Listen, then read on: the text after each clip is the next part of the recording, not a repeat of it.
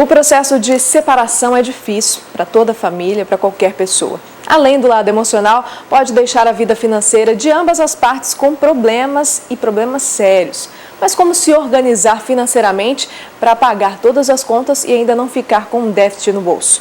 É o que nós vamos saber agora com o nosso consultor de finanças, José Mário. Bom dia. Bom dia, Mariana. Bom dia a todos.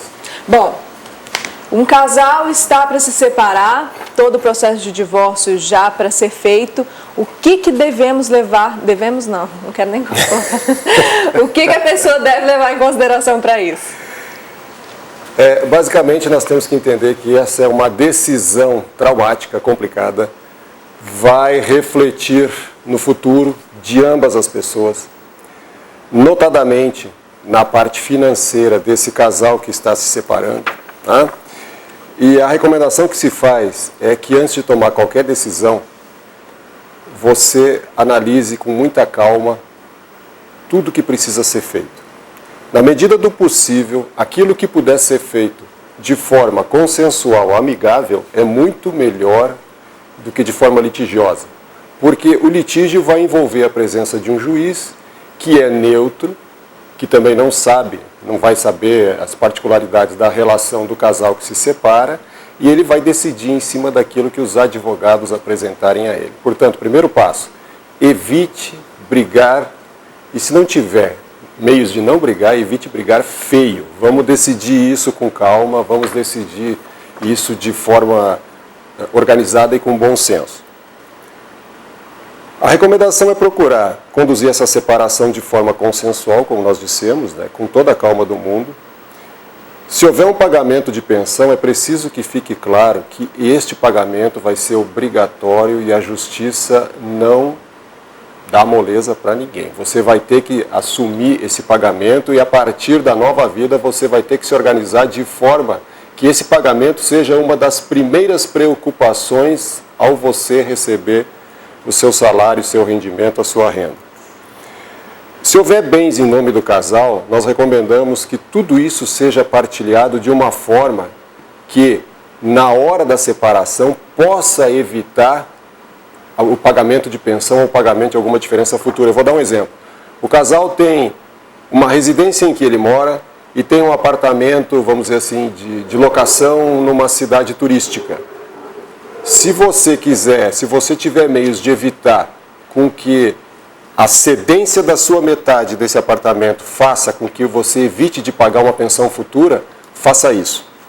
Porque o futuro nós estamos vendo aí pela situação econômica não só do Brasil, mas aquela que nós atravessamos praticamente no mundo todo, a situação econômica e financeira ela está um tanto turbulenta. Seria interessante não assumir obrigações para o futuro sem ter a certeza que vai conseguir pagar. E por fim, aplicações financeiras, imóveis, veículos, tudo isso que puder ser feito, essa divisão, essa paridade, se você, cedendo a sua parte, faz com que esse pagamento futuro possa ser eliminado, faça isso porque depois você tem condições de trabalhar para recuperar esse patrimônio que está sendo entregue no momento da separação. Bom, hoje em dia é uma situação mais difícil de se encontrar, mas existem mulheres que hoje são donas de casa, elas não trabalham. E, portanto, todo o patrimônio foi construído ao longo de uma vida junto com o esposo. E aí se vê numa situação de separação e tudo tem que ser dividido ao meio. O que é melhor ela fazer? Dividir realmente, vender essa parte dela e fazer o que com o dinheiro? A decisão é a seguinte, normalmente divide-se o patrimônio na metade, dependendo do regime de casamento, né? Lá no início da união, divide-se o patrimônio na metade e cada um sai com a sua parte e decidir o que vai fazer com ela. A pessoa precisa ter paciência, precisa ter inclusive uma boa orientação no sentido de não fazer bobagem nesse primeiro momento.